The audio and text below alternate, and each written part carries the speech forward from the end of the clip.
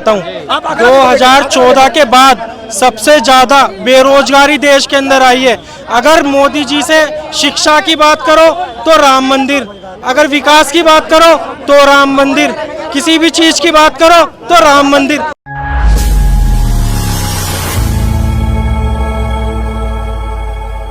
समय आप देख रहे हैं लोग भारत दिल्ली की जनता से जानेंगे कि किस तरह का राजनीतिक माहौल है। जी, मोदी जी को आप किस तरह से देखते हैं? एक्चुअली देखिए, मैं तो दिल्ली की बात बता रहा हूँ। अभी दिल्ली में एक बार ऐसा मोदी जी का माहौल ऐसा बना हुआ था कि मोदी जी लगभग 5 सीट लेके जाएंगे। ऐसा आज से 25 दिन पहले की माहौल में देखा था, जो इसने एक गेम खेले थे कि ऐसा करो, पब्लिक में क्यों जाएंगे, गुरुद्वारे के प्रधान को ही अपने हैंड में ले लो। जैसे हमारे यहाँ का प्रधान है, ठीक है, सिरसा जी, इन लोगों को कैप्चर किए ये। उसके बाद लगभग 3000 सिखों को हॉल में मीटिंग हुआ, माया से हर चीज़ से जो भी है अंदरूनी बात, वो उनको समझाया गया कि बीजेपी की अगर इधर से सीट निकलता तो आपको ये से ऐसा बनेगा। मूवमेंट वैसा ही था। तो मुझे खुद को निराशापन हो गया था एक सिख होने के कारण कि आज हमारा सिख अपने फायदे के लिए दुनिया का फायदा नहीं देख। सिख वो सिख है ही नहीं, एक जो बनिया है वो कहता है एक भापा सो छापा। हम एक सरदार होके बोल रहे हैं, ये जट से ओट में रहते हैं, ये लड़ना नहीं सीखे, ये अपने आप को बचाव नहीं कर सकते तो दूसरे का क्या बचाव करेंगे। जो यहाँ दिल्ली के कुछ ही % है जो हक के लिए दूसरे के लिए लड़ सकते। बीजेपी का झोला यहाँ से उठ रहा है। हाँ, यहाँ से पहले क्या कि वो क्षेत्र एक ओनली फॉर दिल्ली के लिए केजरीवाल मुख्यमंत्री के तौर पे लड़ते थे। आज उन्हें एक प्रोजेक्ट मिला गठबंधन के साथ में, तो वो क्षेत्रीय नेता हो गए कि हर क्षेत्र में अपना पार्टी उतार सकते हैं। पंजाब में उनकी सरकार बनी, वहाँ भी ये खड़ा कर दिए 13 सीट पे, अपनी बहुमत से 13 सीट पे खड़ा किए हैं, तो उनको सीट मिलेंगे क्योंकि इनकी सुनवाई नहीं होती थी। इन कोई भी बजट करेगा तो ये मुख्यमंत्री थे, इनका संसद में तो कोई नहीं था इनके बारे में बोलने के लिए, तो इनको इससे डिमोरलाइज किया जाता था, इनका फंड रोका जाता था। आप देख लीजिए ममता को कितना फंड दिया जा रहा है, ये झाड़ू को कितना फंड दिया जा रहा है, और जहाँ पर बीजेपी की सरकार है उनको कितना खुला गफ्फा पहले मिलता है। हमारे पंजाब में कहता है खुला गफ्फा, जहाँ 10 रुपये देना चाहिए वहाँ 20 दे रहे हैं, खुला लो विकास के नाम पे, तो इनको तो मिल नहीं रही है। तो अब ये है कि केजरीवाल को एक क्षेत्र नेता से बाहर निकाला गया, उनको एक अच्छी उहदा दिया गया, और जेल जाने के बाद, जेल के अंदर जाने के बाद केजरीवाल को नुकसान नहीं हुआ, बहुत फायदा हुआ, और बीजेपी के लिए दुर्भाग्य हुआ।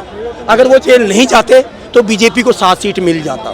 जी, केजरीवाल के जेल जाने से केजरीवाल को फायदा हुआ क्या? केजरीवाल के जेल जाने से केजरीवाल को फायदा हुआ? केजरीवाल के जेल जाने से जी फायदा हुआ, उसको सिंपैथी मिल रही है जनता से कि ऐसा है जेल में चला गया, वो आएगा, उसने आगे क्या कहा, जब उसकी रैली हुई उसने क्या कहा, जी हम जेल से आ गए हैं, आप हमें जिताओगे तो हम जेल दोबारा नहीं आएंगे। क्या है, जेल के नाम पे सिंपैथी तो मांगी जा रही है। क्या है, उसको शुगर की दवाई नहीं दी, बीपी की दवाई नहीं दी, उसने क्या करा है, जनता को भाई ब्रेन वॉश ही तो करा है, उसको क्या नहीं मिला, सिंपैथी तो मिली। अगर वो मान लो बाहर रहता है XYZ, उसके पास क्या तर्क रहता, आप हमें वोट दो, हम आपको जनता को ये सुविधाएं देंगे, मगर क्या उसने फर्स्ट ऑफ ऑल अपना एजेंडा ये बनाया कि मैं जेल से आया हूँ, मुझे इलीगल तरीके से जेल में डाला गया था, वो जनता को ये नहीं बताया कि मैंने शराब घोटाला करा था। एक्चुअल में क्या बता रहे, क्योंकि इलेक्शन रिलीज है, इलेक्शन बहुत नजदीक थे, उसने इलेक्शन का सहारा लिया कि इन्होंने मुझे जेल में इसलिए डलवाया था ताकि इलेक्शन रुकवा सके। क्यों सर, अगर वो केजरीवाल जेल से बाहर नहीं आता इलेक्शन नहीं होता हमारे देश के? क्यों सर, सिर्फ पंजाब और दिल्ली में उसकी 27 सीटें हैं। हेमंत सोरेन ने क्या गलती अगर क्या सर, हेमंत सोरेन को क्यों खारिज कर दिया?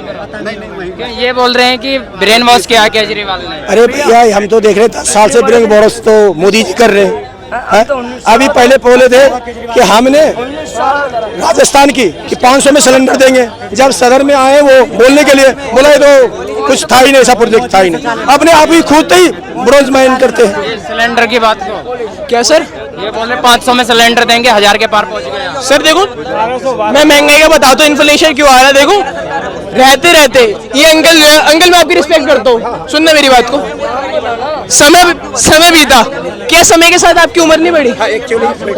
अब रुको, इतनी बोले ना, अभी सुनिए। क्या, एक मिनट मेरी बात खत्म, क्या समय के साथ आपकी उम्र नहीं बढ़ी?